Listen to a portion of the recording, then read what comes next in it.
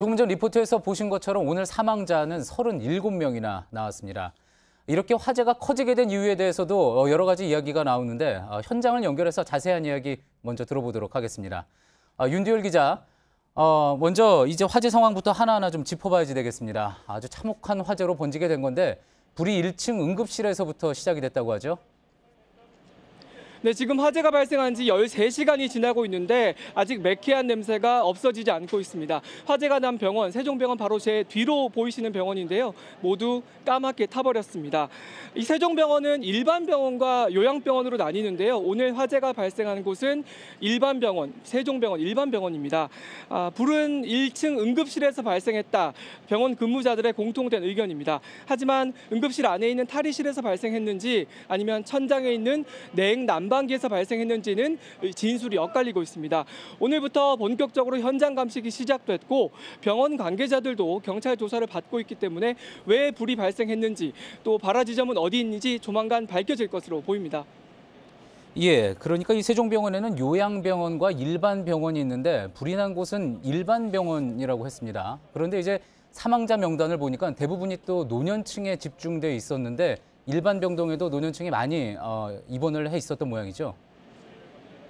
네, 이 세종병원은 혈관 전문 병원으로 유명합니다. 때문에 뇌졸중 등으로 찾아오는 노년층 환자들이 많습니다. 오늘 사망자 37명 가운데 대다수도 60대에서 90대 사이 노년층이었습니다.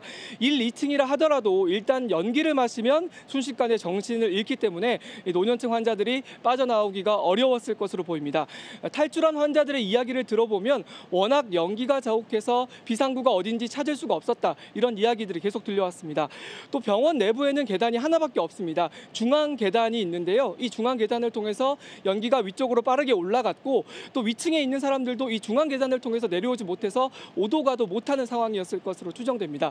오늘 탈출한 환자들 대부분도 이 중앙 계단이 아닌 외부에 있는 외부 계단을 통해서 빠져나왔습니다. 예, 이 탈출 부분에 대해서는 잠시 후 저희가 또 보도를 통해서 자세히 한번 짚어볼 텐데요.